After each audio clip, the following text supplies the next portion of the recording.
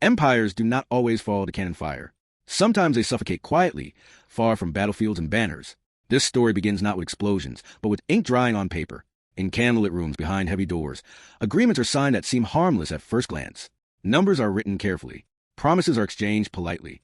Outside, the empire still stands. Flags still fly. Crowds still move through markets and mosques as they have for centuries. Yet, something fundamental has shifted. The pressure is no longer coming from enemies at the gate. It is coming from ledgers, schedules, and interest rates. This chapter opens with a cold thesis. The Ottoman Empire did not begin its collapse with rebellion or defeat. It began losing its freedom when it started borrowing to survive. History often frames the Ottoman decline as dramatic and visible. Lost wars, shrinking borders, nationalist revolts tearing provinces away. That version feels familiar, even comforting. It suggests collapse was loud and unavoidable. But this story asks you to look earlier and listen closer. Long before the empire fractured on the map, it fractured in its finances. The danger did not announce itself with armies. It arrived quietly, wrapped in language like modernization, partnership, and reform. British loans entered the empire not as weapons, but as solutions. They promised railways to connect distant provinces, ports to revive trade, and modern arms to defend borders. Each proposal sounded reasonable. Each loan felt necessary. Refusal seemed impossible. Acceptance felt temporary. Think about that. Survival often makes the most dangerous deals feel inevitable. The Ottoman state of the 19th century was under pressure from every direction. Wars had drained the treasury. Trade routes were shifting toward industrial Europe. Military technology was advancing faster than imperial budgets could follow. Reformers inside the empire knew change was necessary. Without railways, armies moved too slowly. Without modern weapons, borders could not be defended. Without centralized finance, corruption and inefficiency multiplied. Reform was not optional. It was existential. Yet reform required money the empire no longer had. Taxes arrived late. Revenues were uneven. Emergency expenses never stopped. In this environment, borrowing did not look like weakness. It looked like adaptation. It looked like survival. British lenders understood this moment perfectly. They did not need to threaten or coerce. They only needed to wait. When an empire reaches a point where it must choose between decline and debt, the choice is rarely free. Loans were presented with confidence and calm. The language was technical, not political. Interest rates were explained carefully. Repayment schedules looked distant. The immediate benefits were clear. Salaries would be paid. Projects would begin. Stability would return. Each loan bought time. Each agreement delayed crisis. And with every signature, leverage shifted quietly from Istanbul to London. Control did not disappear overnight. It thinned layer by layer. The brilliance of the system was its invisibility. There were no occupying troops. No foreign flags over government buildings. The Sultan still ruled. Ministers still met. Laws were still passed. Yet future revenue was already spoken for. Customs duties, tax income, and state monopolies were pledged as guarantees. The empire was promising tomorrow's income to solve today's emergencies. That trade felt manageable at first. Interest payments were small compared to immediate needs. The danger hid in accumulation. One loan required another to service it. Each crisis forced new borrowing. Over time, the empire stopped borrowing to build. It borrowed to breathe. Picture the contrast. On the streets of Istanbul, construction projects rise. New buildings signal progress. Rail lines begin to stretch outward. To the public, these are signs of renewal. To lenders, they are collateral. The empire appears to be modernizing, yet the cost of that modernization is invisible to most of its population. Payments flow outward quietly. Decisions narrow subtly. Financial flexibility disappears first. Political consequences follow later. This is a slow strangulation at the heart of the story. Not conquest, but constraint. Not defeat, but dependence. British confidence grew with each agreement. Lenders did not need to hurry. Time was on their side. Interest compounds patiently. Contracts outlive rulers. Governments change, but obligations remain. This was power without occupation. Influence without administration. Control achieved through predictability, rather than force. The empire could still declare policies, but those policies had to fit within financial limits set elsewhere. When revenue fell short, adjustments were not optional. They were mandatory. Debt transformed from a tool into a boundary. Think about that. When a state cannot freely decide how to spend its own income, how sovereign is it really? The stakes of this system were enormous. The Ottoman leadership faced a terrible dilemma. Reject loans and risk immediate collapse, unpaid armies, and internal chaos. Accept loans and preserve stability at the cost of future freedom. Each decision felt temporary. Each compromise felt reversible. Yet the structure being built was permanent. Once revenue streams were pledged, reclaiming them required repayment the empire could not manage. This was not a trap sprung suddenly. It was a corridor with only one direction. Every step forward narrowed the path behind. This chapter sets the tone for everything that follows. The story is not about villains and victims in the simple sense. It is about systems that reward patience and punish desperation. British lenders did not need to hate the empire. They only needed to understand finance. The Ottomans did not need to be foolish. They only needed to survive long enough for the cost to compound. This is the uncomfortable truth at the core of economic power. It often operates best when it feels neutral, when it feels technical, when it feels inevitable. Imagine standing in one of those rooms where agreements are signed. The atmosphere is calm, respectful. No one raises their voice. Pens move smoothly. Outside, the empire continues as it always has. No one hears the tightening. No one feels the pressure yet. That is the nature of financial strangulation. It works slowly, quietly, and legally. By the time its effects become visible, reversal is almost impossible. This chapter asks a central question that will echo throughout the story.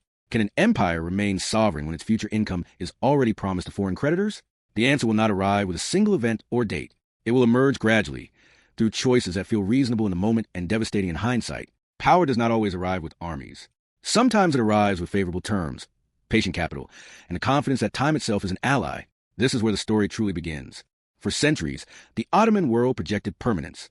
Its cities were not frontier outposts but centers of gravity. Istanbul stood at the hinge of continents, its skyline layered with domes, minarets, and imperial palaces. Merchants crowded its docks. Diplomats waited in its corridors.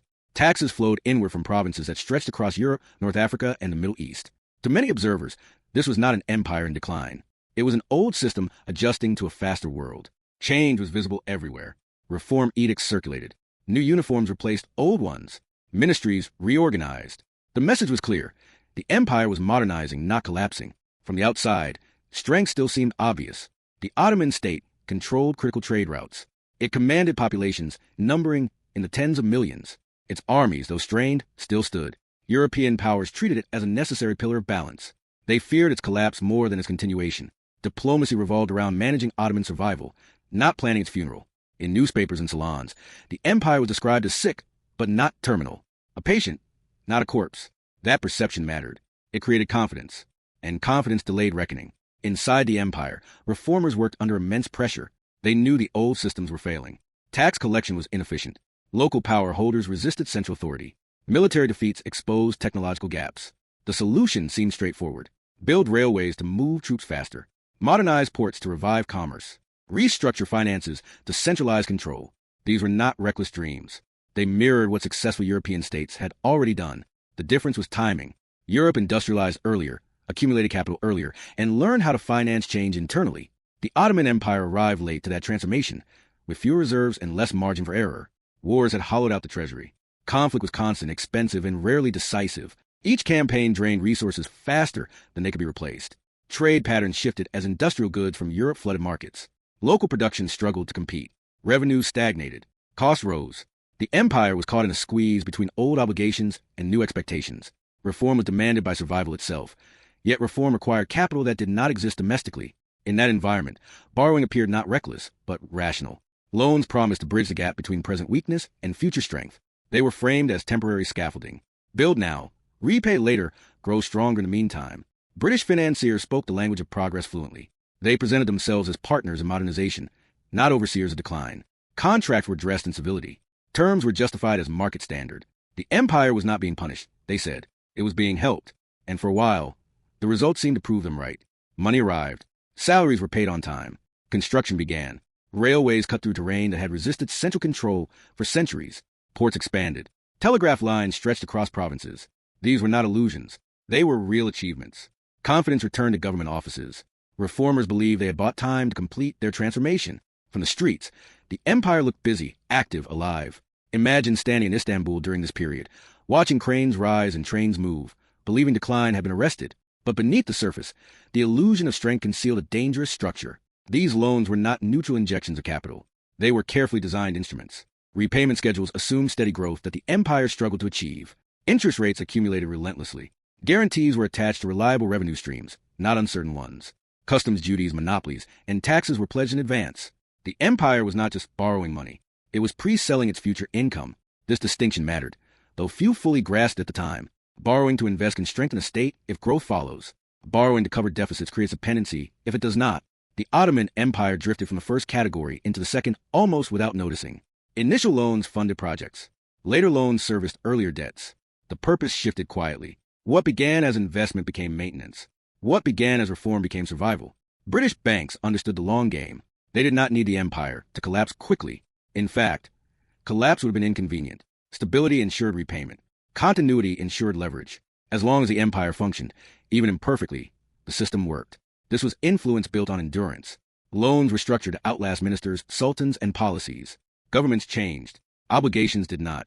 Each new administration inherited the same constraints, often tighter than before. The illusion of sovereignty remained powerful. The empire still negotiated treaties. It still governed vast territories. It still appeared independent in form, but substance was shifting. Financial flexibility narrowed first. Choices became limited by repayment obligations. Emergency spending required approval, formal or informal, from creditors. Revenue shortfalls triggered concern abroad before they sparked debate at home. The state was still sovereign on paper, yet increasingly constrained in practice. This was the most dangerous phase, because it felt manageable. Crises were avoided. Wages were paid. Armies remained funded. The system had not yet broken. That apparent stability discouraged radical change. Why risk upheaval when borrowing still worked? Why confront the cost when tomorrow's loan could cover today's gap? Each delay deepened the structure.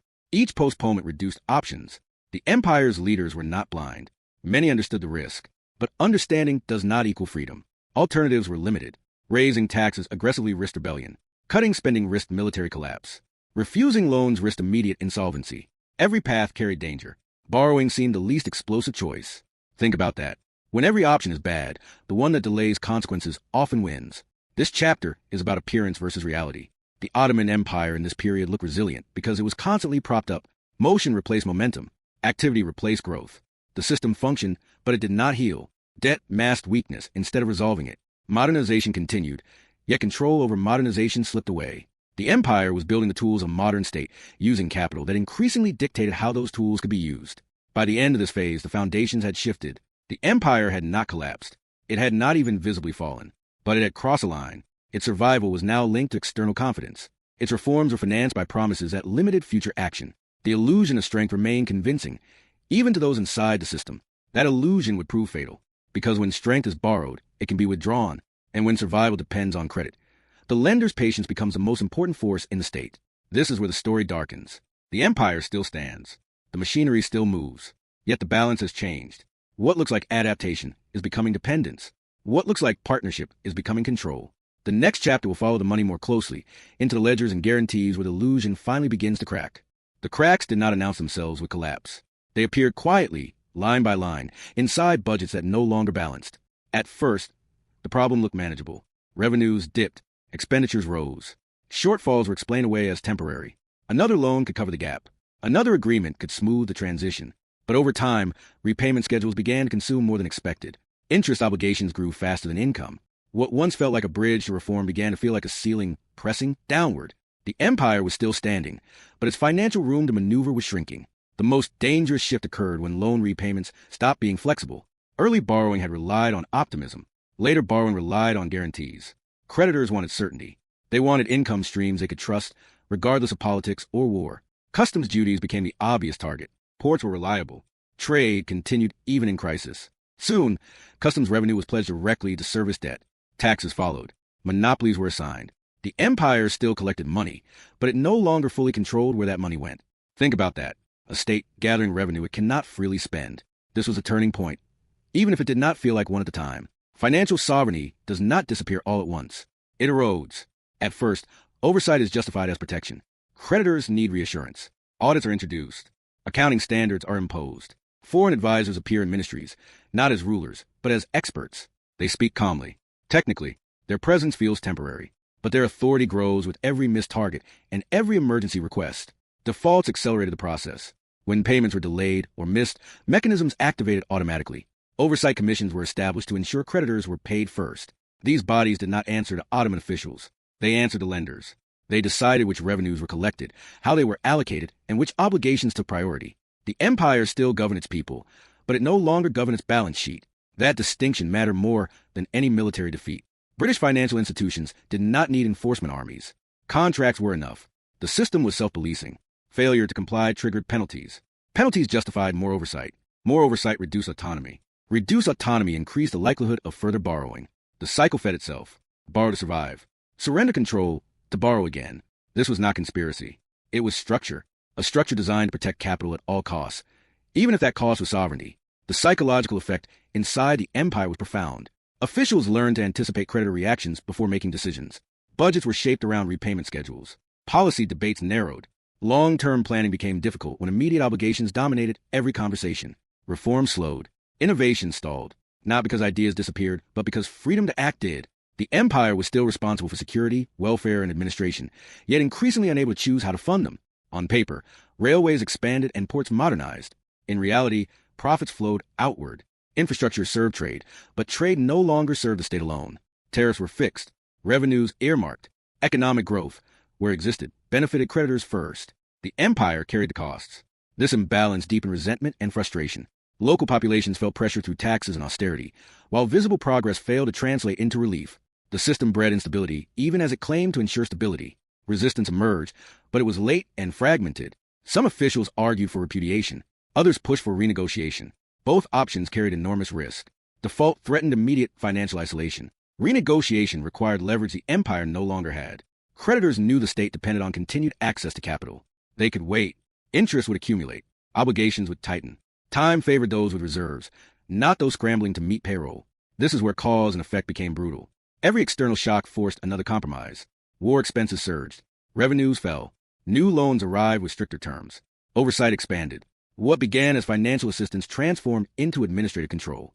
The empire's flag still flew. Its laws were still issued. But critical economic decisions were effectively outsourced. The strangulation was no longer slow. It was systemic. The illusion of partnership collapsed first among those closest to the numbers. Ministers saw how little discretion remained. Governors saw how funds arrived late, or not at all. Military planners saw budgets constrained by obligations unrelated to defense. The empire was governing millions while operating under rules it did not set. This was dependence, not cooperation, and it was locked in by law, not force. Think about the irony. The very reforms meant to strengthen the state had created the conditions for its financial capture. Centralization made revenue streams easier to seize. Modern accounting made oversight simpler to enforce. Infrastructure created predictable income, which creditors could claim.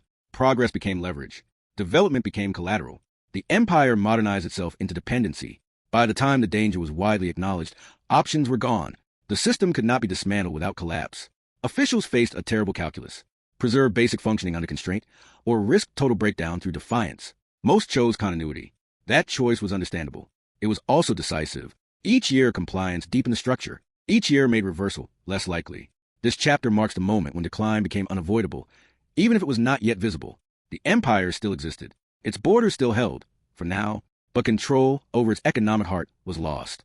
Debt had achieved what invasion never could. It had embedded itself inside governance, policy, and daily administration.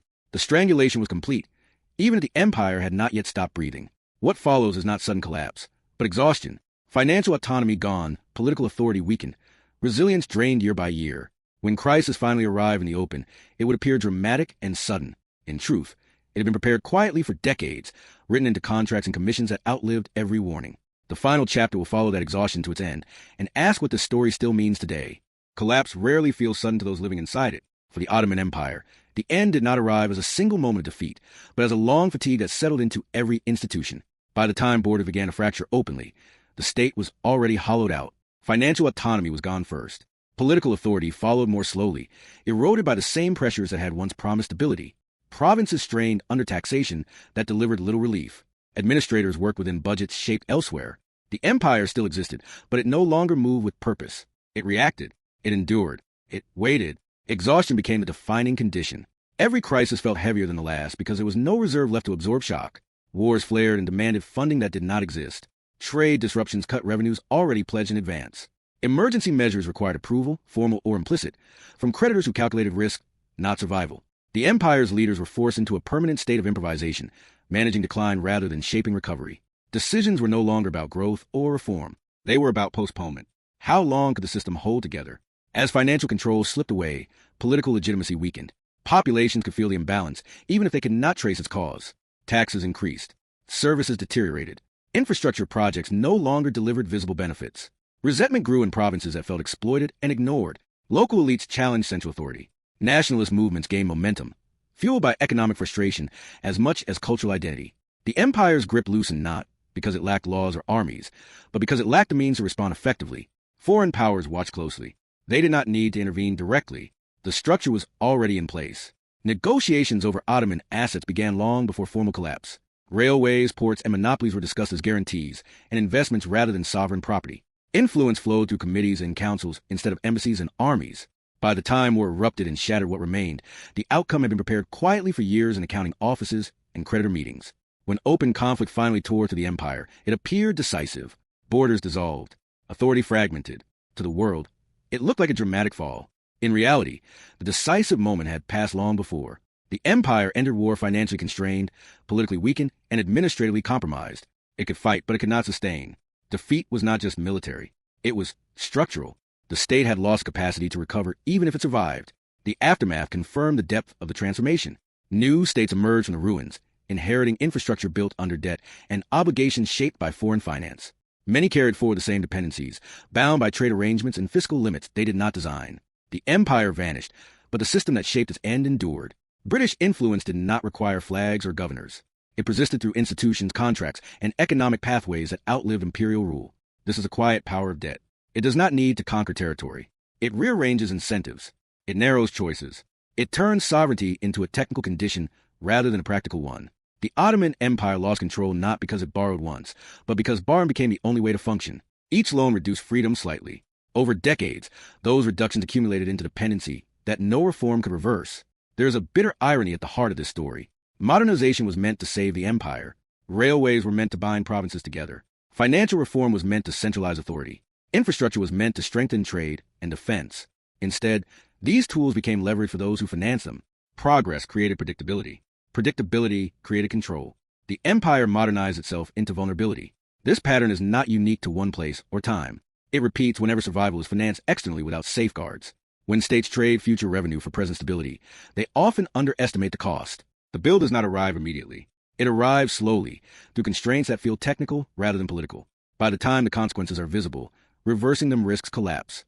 Think about that. The most dangerous debts are not the ones that bankrupt you overnight, but the ones that keep you alive while taking away your ability to choose.